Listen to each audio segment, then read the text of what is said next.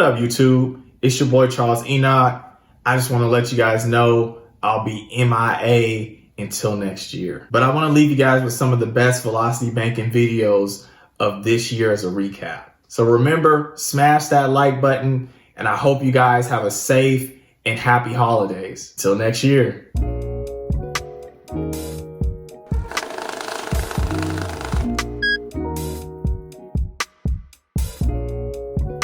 So today will be part 2 of how to pay your mortgage with a credit card. Now in part 1, we learned what credit cards you should use and how to structure that credit card in regards to the due date, statement date, and how to use Plastiq to make your payment. So basically the mechanics on how to structure your finances when using Velocity Banking for this method. Now in part 2, we're gonna go over the benefits on why we will use the bank's money, AKA our credit card, to pay our mortgage and increase our cash flow and delay the payment and push it out for a month. Before we get into it though, I wanna go over a few things so people can get the understanding why we would even use this method. But I'm gonna need y'all to do me a big favor now. If you haven't done so yet, go ahead, smash the like button for me, cause y'all been slacking.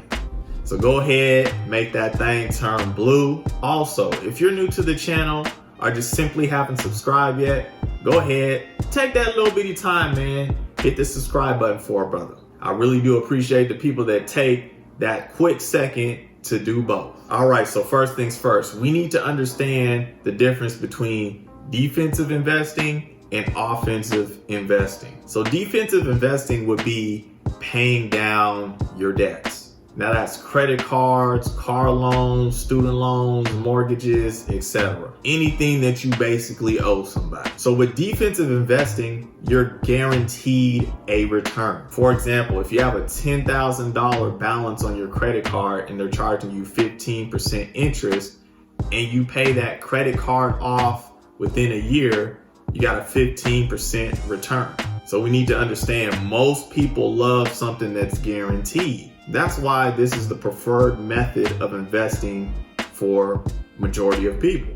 Now, offensive investing is when you put your cash flow into something that could potentially make you money. This would be something like stocks, bonds, real estate, Bitcoin, and even your education. Now, since this is not guaranteed, we may not see a lot of people doing offensive investing. So with a lot of people not really doing it, I would say probably a lot of people wouldn't understand offensive investing, right? And when somebody teaches them this method, they may think it's not smart to use it. And with that being said, this video is about offensive investing and not defensive investing. I'm not showing you how to pay off your mortgage quickly. I'm showing you how to increase your cash flow so you can invest in something else that could potentially make you money. So the last point I'm going to make before we get to the whiteboard, we need to understand what opportunity costs are. So opportunity cost is when you have the potential to gain from other alternative methods. So while opportunity cost is a risk, we need to acknowledge that majority of wealthy people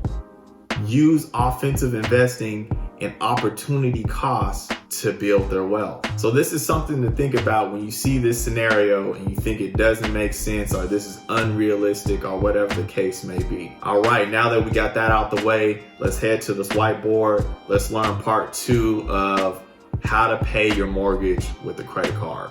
Let's go.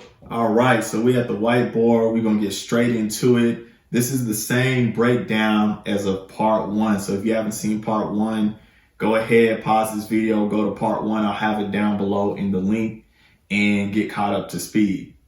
All right, so we have the power couple, Shannon and Sean.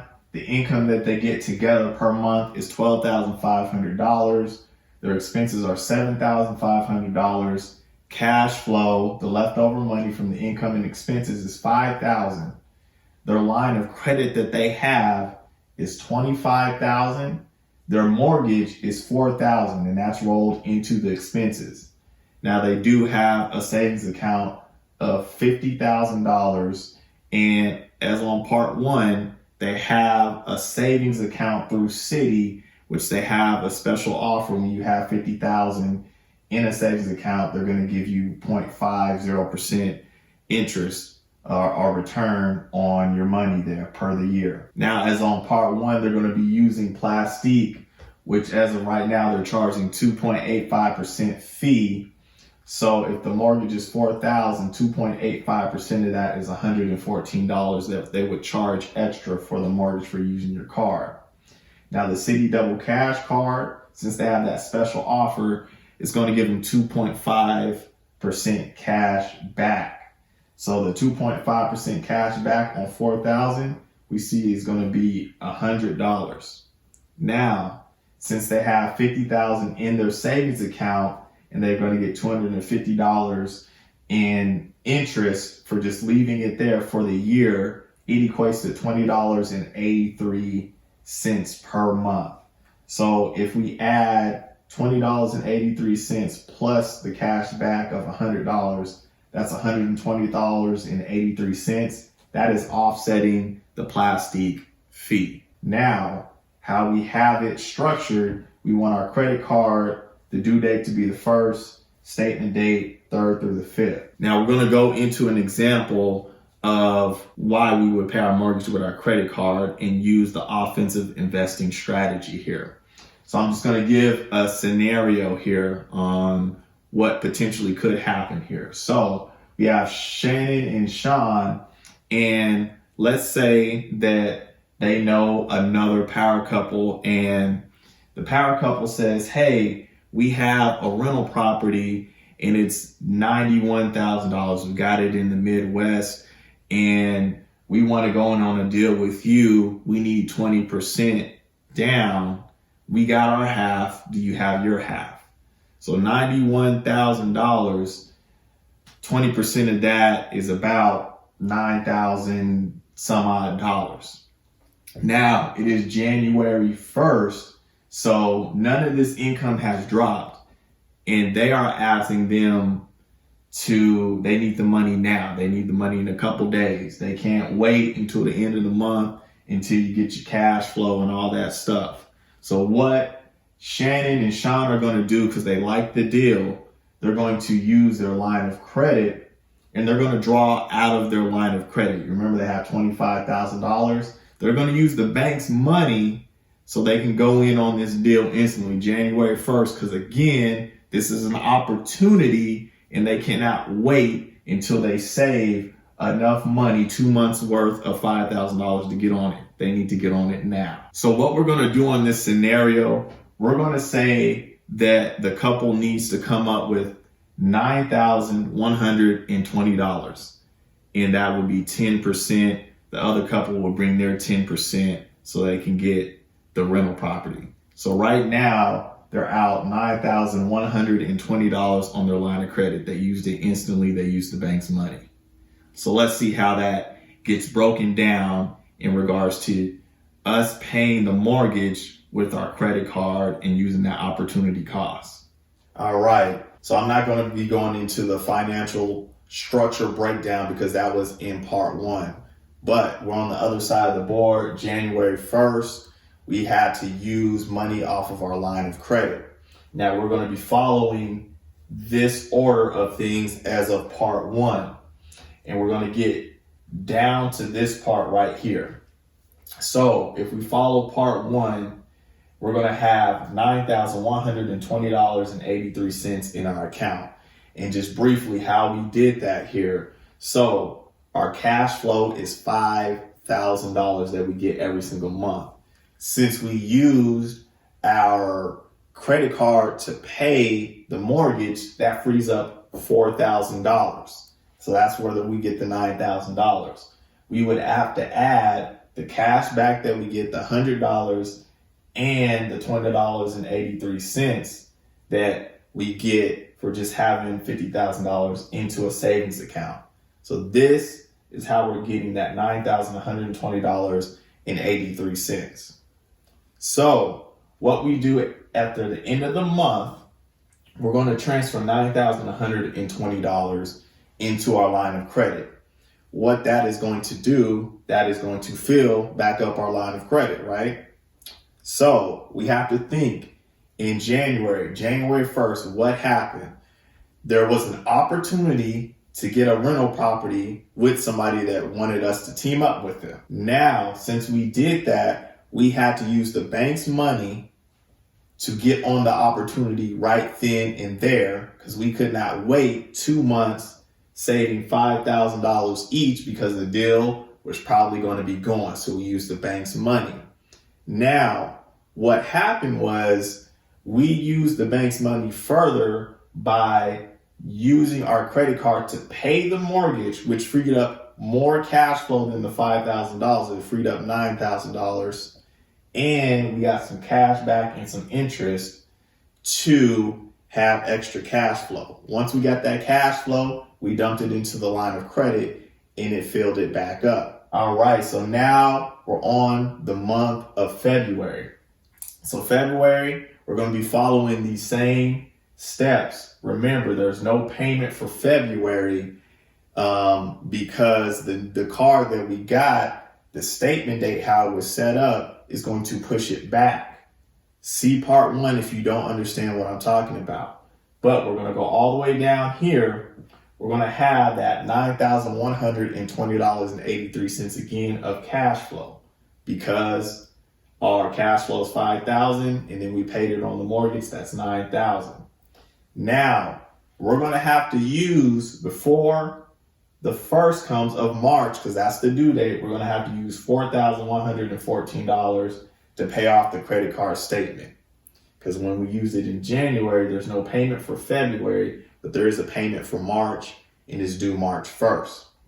So what we're going to do, let's say it's February 27th, a couple days before March 1st. You want to get that payment in before the 1st, right? So once we do that, we're going to be left with $5,006.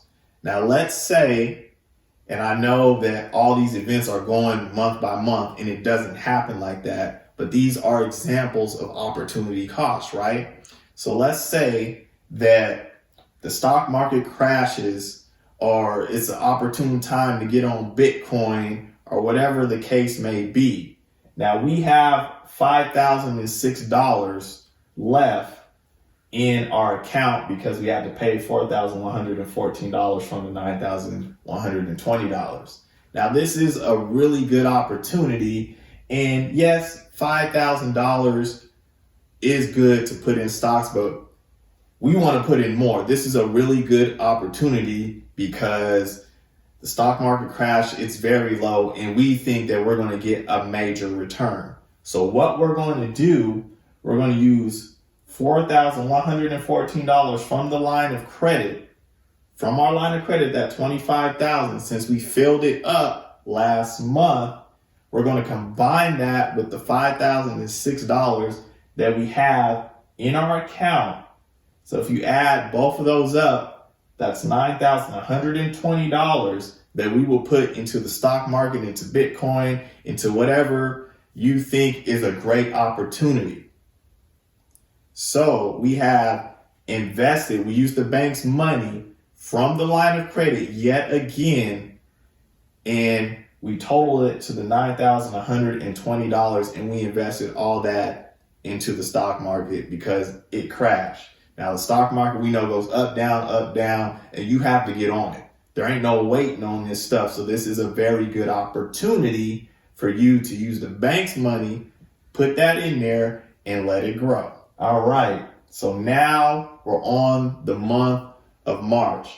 We got a house, and let's say the house is giving us, I don't know, $200 cash flow extra a month, or we can even say $100. Whatever the case is giving you extra cash flow.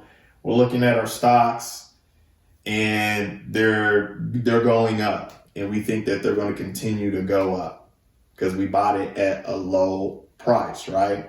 All right, so month of March, we're following these same steps, the same process, right? So if we follow these same steps, we're going to end up with $9,120.83 yet again for cash flow, because we keep on pushing out the mortgage payment every single month. So remember, cash flow is $5,000 that they normally get. Since we're pushing the mortgage out, that's going to add an extra $4,000. We get our little cash back and we get the interest on our savings account. So that's how we're getting it. So remember that. Now we have to use $4,114 to pay off the credit card statement because we're using our credit card to pay the mortgage. So before the end of April, before the 1st of April, we need to pay that. So March 30th or whatever, 29th, we have to pay it. So once we pay that off, we're going to end with about $5,006, right? We still have to pay our line of credit back. Remember that we borrowed $4,114. So out of this money, we're going to transfer $4,114 to our line of credit to fill it back up to full. So what basically happened, we had a cash flow of $9,120.83. We have to pay our credit card statement before the 1st of April. So let's say March 28th, we have to use this money to pay that. And then we wanted to pay our line of credit as well too and fill that back up because we want to pay the money. We want to pay the bank back. So we used another $4,114 out of that $9,120.83. So once we did that, we satisfied the credit card statement. The line of credit is full and our account balance is $892.83. So we got to remember the two opportunities that we got a lot of stock that's going to continue to grow. And then we got a rental property that's giving us $100, $200 cash flow. All right. So now we're on the month of April. We're still going to be following the same steps as part one. We're going to get all the way down. Now, the balance that we have is $10,013.66. Why is it different? Remember, we have a balance of $892.83. If we add that onto the $9,120.83 that we get every single month for cash flow, that's how we're getting that. So once we do that, we know that we have to pay the statement off before the 1st of May. So April 30th, right? We're going to pay the $4,114 to pay off the statement. And we're going to continue to do this method just in case another opportunity comes. If another opportunity comes to get a rental property, get some stocks, whatever the case is, we're going to draw out of our line of credit because we got $25K, use that. And then from the delay, since we delay our payment, we can use our cash flow to be paying that line of credit back. So we're constantly borrowing from the bank because we never know when an opportunity is going to arise and we need to jump on it. So again, this is a method to show you how to prolong the payment, delay the payment so you can increase your cash flow for opportunities. Now, again, if you're not a person that offensively invests or likes the concept of opportunity costs, you probably don't want to do this. This probably would not make sense to you. If you on the 1st in January, if I came up with that scenario of, hey, I got a partner that wanted to invest with me. If you don't have no partners to invest with, this probably isn't going to be realistic or does not make sense. But for the people that like opportune costs and offensively investing and they have groups of friends that do this, this makes perfect sense, right? So if you have a group that's in the stocks and all this stuff and you guys study this and the market's down and you guys are like, hey, let's do this, let's go in, you have the opportune cost to do so. But if you don't do stocks and stuff like that, this may not make sense. You're more defensive investing. So you just have to think, if you're a defensive investor, that's totally fine, but learn the concept of offensive investing. Don't say that it just doesn't make sense or the scenarios don't make sense or anything like that. Even with, I guess, the income, the cash flow, at one point in time, I thought $5,000 of cash flow is crazy. It's unrealistic. It's ridiculous. But we have to know that there are people that have this type of money or whatnot, or have this type of cash flow. And I do try to accommodate everybody here. So I wouldn't be so hung up on the amount of money or the cash flow. You need to be hung up with the concept of opportune cost and what we are doing in the methodology of it. So once you do that and adjust it to your income or your funds or whatnot, it will be more realistic. So hopefully this did help. Remember, if you guys have not smashed that like button, go ahead and do so, man. Help a brother out. Smash that like button. If you have not subscribed, go ahead. Take a little time, hit that subscribe button. I do have a Patreon as well. So if you do like the content, go ahead, support a brother. And like always, man, you guys have a good weekend. Peace out.